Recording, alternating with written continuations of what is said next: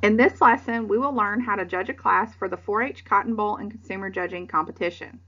Cotton Boll and Consumer Judging challenges youth to be smart consumers by using good decision-making skills. Each year, youth will learn about 4 topics that cover a wide range of consumer goods. At the competition, you will have one class for each topic that you've learned about throughout the practice season. Today's lesson will cover how to analyze the situational statement to learn the standards the consumer is looking to meet, how to compare and contrast the alternatives given, and ultimately how to determine your placing for a class.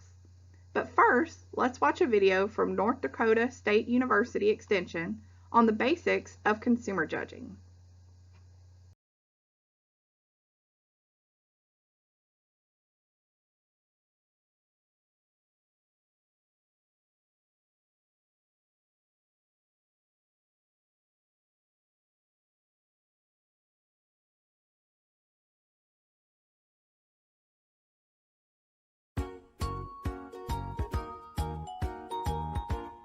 I'm hungry. What should I eat? I want some new jeans. What should I buy? I need a new bike. I want a cell phone. I need a backpack. So many things we need and want to buy, and so many choices and options out there. That means there are lots of buying decisions to be made. 4-H Consumer Decision Making can help. Right. 4-H Consumer Decision Making gives you a strategy for making objective decisions. And when we make objective decisions, we are less likely to give in to peer pressure or pressure from advertisers or pushy salespeople. And we are totally prepared to explain our decisions. The 4-H Consumer Decision Making Contest is the place to practice these skills. Let's see how it works. Begin by learning all you can about what you are buying.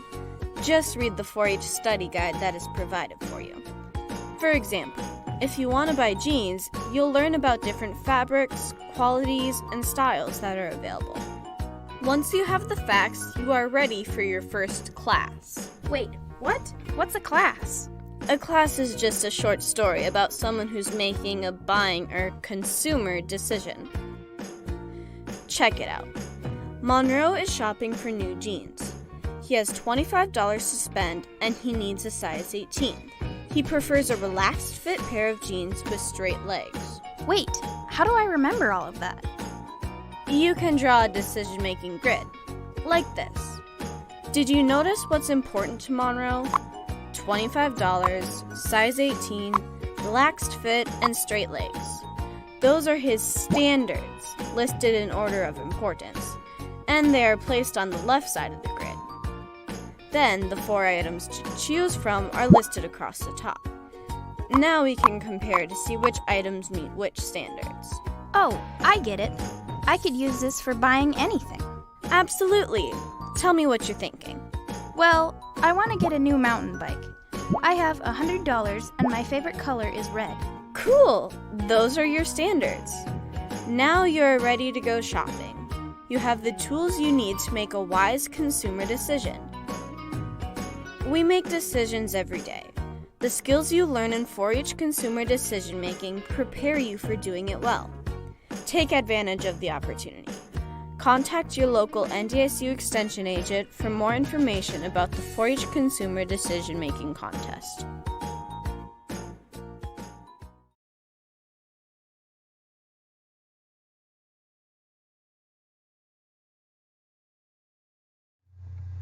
As we talked about earlier, you will learn about 4 products each season. And at the competition, you will compete in judging a class for each product that you've learned about. For each class at the competition, you will be given a situational statement. This statement is simply a scenario of someone wanting to purchase a product. Today, we are going to work through an example class for pajama pants. Our situational statement says, Julie would like to purchase a pair of pajama pants for an upcoming birthday sleepover that she has been invited to. Her mother gave her $15 to spend. She will need an adult medium and would like to find a pair that is soft and fluffy to the touch. Her favorite color is purple. Now, let's analyze this situational statement to find the standards that Julie is looking for.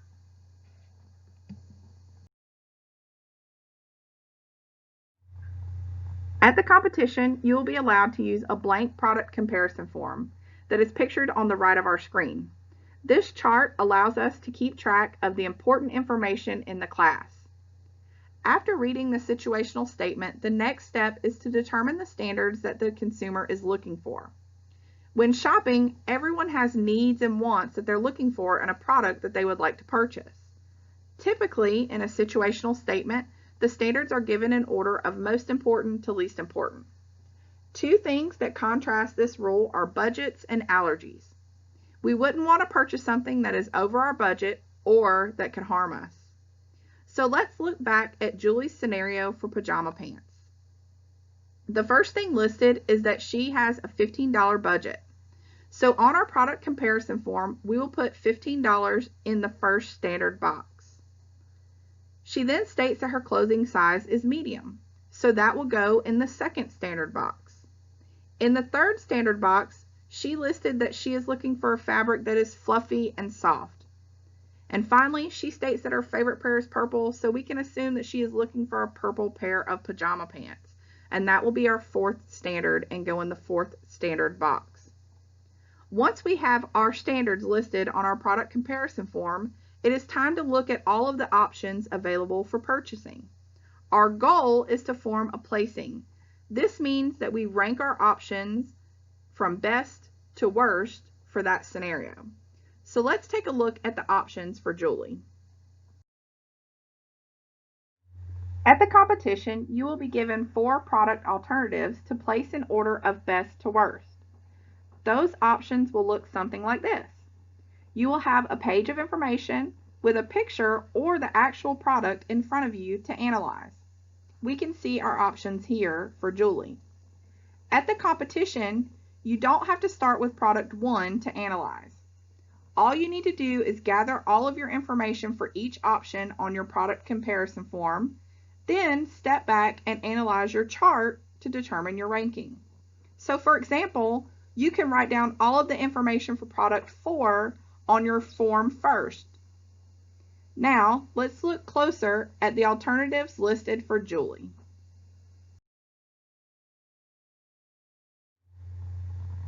Here we have alternate number 1. On our product comparison form, we will write the name at the top of the first column. We will record the important information given. Skim the information given for the standards that we're looking for. Here, we can quickly see that North 15 pajama pants cost $13.99. So we will write that in the first standard box and give it a check mark because it meets that standard. The available sizes are small through 4 extra large. So we will write that in the corresponding standard box and give it a check mark as well. In the first sentence of the description, it's stated that the pants are made of fleece. We know from our practices and learning about different types of fabric that fleece is a soft and fluffy fabric, so it will be listed with a check mark. Finally, the pants are a pale purple and receive a check mark for that as well. You may think, great, this must be the best option for Julie because it meets all of her standards. But that may not be true. We need more information from the other options to make that call. Let's keep going. We now move on to record information for option 2, the twin boat pajama set. The cost is listed as $39.99. We will record that information, but it will receive an X because it does not fall within Julie's budget. The sizes available are medium, large, extra large, and 2 extra large. So we will give that a check mark after recording our information. In the title, the pajamas are listed as satin. We know from our knowledge of the types of fabrics from practice that satin is soft but not a fluffy material. So we will record that with an X. Finally, we can see that these pajamas are a light purple as well. So we will record that. Let's move on to option 3.